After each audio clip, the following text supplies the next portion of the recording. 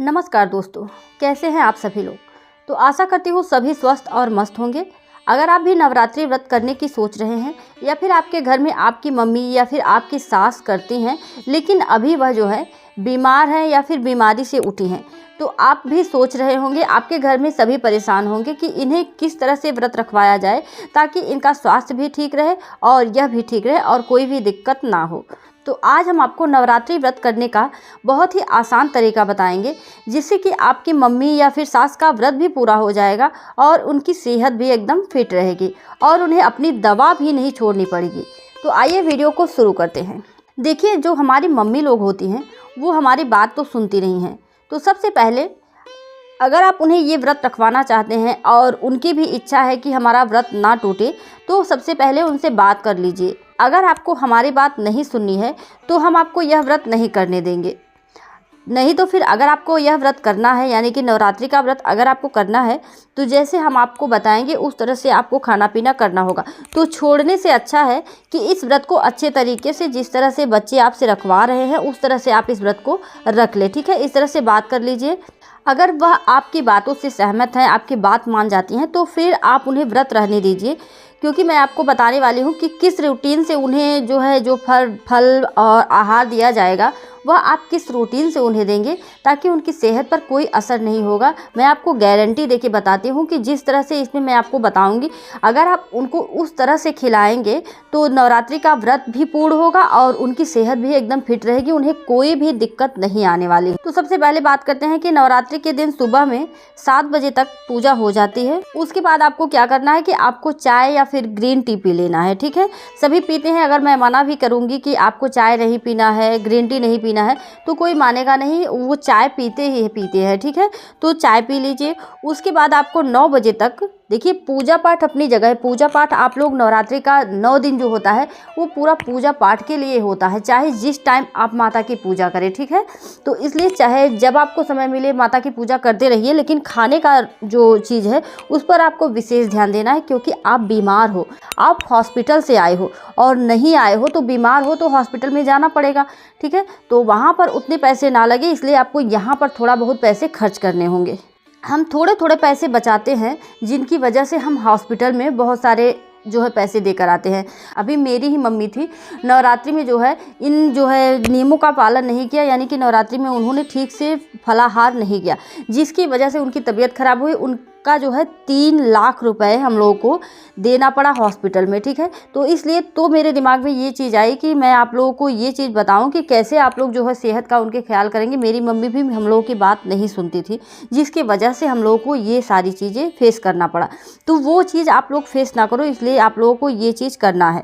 तो नवरात्रि के दिन सुबह 7 बजे तक पूजा हो जाती है। उसके बाद आपको चाय पीना है और चाय के साथ चाहे तो चाय न पीकर ग्रीन टी भी पी सकते हैं, जो आपकी मर्जी हो। ठीक है, उसके बाद 9 बजे तक मैं आपको यहाँ पर जो सेब, कंद, गाजर, ये तीनों आप दे सकते हैं अपनी मम्मी को, लेकिन आप मिलाकर भी दे सकते हैं, यानी कि तीनों चीज़ों को दे सकते हैं। बाकी अगर आप चाहे तो जैसे सेब ही ला के रखे हैं तो सेब को ही 2 सेब आप कम से कम मम्मी या सास को, या फिर आप खुद व्रत रहते हो, बीमार हो तो आप ले सकते हो। अगर बीमार नहीं भी हो तो भी आपको ये चीज़ें करनी ही चाहिए। अगर इस तरह से खाएंगे तो आपकी सेहत पर कोई भी असर नहीं होगा। ठीक है, उसके बाद आपको 12 बजे मखाने की खीर, साबूदाना की खिचड़ी, आलू पालक की सब्जी, लौकी की सब्जी या फिर पनीर। ठीक है, इनमें से आप कुछ भी, आपका पेट भरा होना चाहिए। ठीक है, इन चीज़ों से जो मैं आपको बता रही हूँ टाइम से, इन चीज़ों से, जैसे मखाने की खीर खा लीजिए और साबूदाना की खिचड़ी खा लीजिए। बाकी आप साबूदाना का जो वड़ा होता है उसको बना लीजिए, आलू पालक की सब्जी बना लीजिए, लौकी की सब्जी, पनीर की सब्जी। ठीक है, आप कुछ भी बना सकते हैं। ठीक है, नमक इसमें खाया जाता है। जो लोग परहेज भी करते हैं कि नमक नहीं खाएंगे, तो अभी तो वो बीमार हैं तो उन्हें परहेज भी नहीं करना चाहिए। वैसे तो इसमें नमक खाया जाता है, माता के व्रत में नमक का परहेज नहीं करना चाहिए। ठीक है, उसके बाद 2 बजे आपको नारियल पानी पीना है। ठीक है, या फिर पानी वाला फल जैसे तरबूज हुआ, खरबूज हुआ, पपीता हुआ, ये सब आप खा सकते हैं। उसके बाद 5 बजे आपको क्या करना है, कुछ नट्स या फिर स्नैक्स खा लीजिए, ठीक है। और रात में जो है या फिर ये सब नहीं हो पाता है तो आप कुछ भी जो मूंगफली होती है उसको तलवा कर जो है उसको चबा लीजिए। कुछ आपको खाना है 5 बजे, ठीक है। उसके बाद रात में जो है आप सिंघाड़े के आटे का आप कोई भी फलाहार बना सकते हैं। सिंघाड़े का आटे का जो है कचौड़ी बना सकते हैं, आलू की सब्ज़ी बना लीजिए, या फिर आलू पालक मिलाकर जिनको बीपी है वो आलू नहीं खा सकते हैं तो आलू पालक कच्चा पपीता हो उसकी भी सब्ज़ी बनती है तो उसको बनाकर खा सकते हैं। ये सारी चीज़ें आपकी सेहत के लिए फिट भी रहेंगी और आप सही से भी रहेंगे। लौकी का रायता बना लीजिए, ठीक है। ये सारी चीज़ें आपको रात को खानी है। उसके बाद आप जो है कम से कम 7-8 बजे तक ये चीज़ें हो जानी चाहिए। उसके बाद जो है 9-10 बजे तक आपको दूध पी लेना है। उसके बाद बस आपको सो जाना है, ठीक है। अब जिस तरह से यहाँ पर मैंने आपको बताया है, अगर आप इस तरह से अपनी मम्मी को खिलाते हैं तो उनकी सेहत बिल्कुल ख़राब नहीं होगी। अगर आप भी खाती हैं तो आपकी भी सेहत ख़राब नहीं होगी। तो इस तरह से आप आराम से नवरात्रि का व्रत करें। थोड़ा पैसा ज़्यादा लगेगा, लेकिन अगर आप यहाँ नहीं लगाएंगे तो आप हॉस्पिटल में लगाएंगे और बिना अपनी मर्जी के, बिना किसी रोक टोक के लगाएंगे।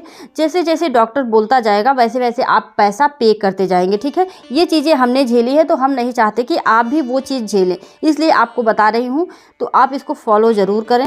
अब आपको मेन चीज़ बताते हैं कि आपको दवा का क्या करना है, कि आपको दवा छोड़नी भी ना पड़े और व्रत में कोई दिक्कत भी ना हो, ठीक है। तो इसलिए हमें क्या करना है कि दवा को जो है, दवा छोड़ना नहीं है, क्योंकि दवा हमें डॉक्टर जो दिया है हमारी सेहत के लिए दिया है, या फिर हम बीपी की ही दवा ले रहे हैं तो उसको हमें छोड़ना नहीं। तो उसके लिए हमें क्या करना है कि केला लेना है और केले में उस दवा को डाल देना है, ठीक है। किसी जो है खोस दीजिए केले में, उसके बाद उस केले को खा लीजिए, ठीक है। तो आपकी जो दवा थी वो आपकी जीभ पर भी नहीं पड़ी और पेट में तो बहुत सारी चीज़ें हैं तो वह भी पेट में आपके चला गया, ठीक है। इससे आपकी दवा का जो है गैप भी नहीं होगा और कोई भी दिक्कत नहीं होगी। तो आशा करती हूँ मैंने आपकी सारी परेशानियों का इसमें जो हल निकाला था वो मैंने आपको बता दिया। बाकी अगर किसी को कहीं भी कोई दिक्कत होती है तो आप कमेंट करके पूछ सकते हैं। तो मिलते हैं अगली वीडियो में किसी अन्य टॉपिक के साथ। धन्यवाद।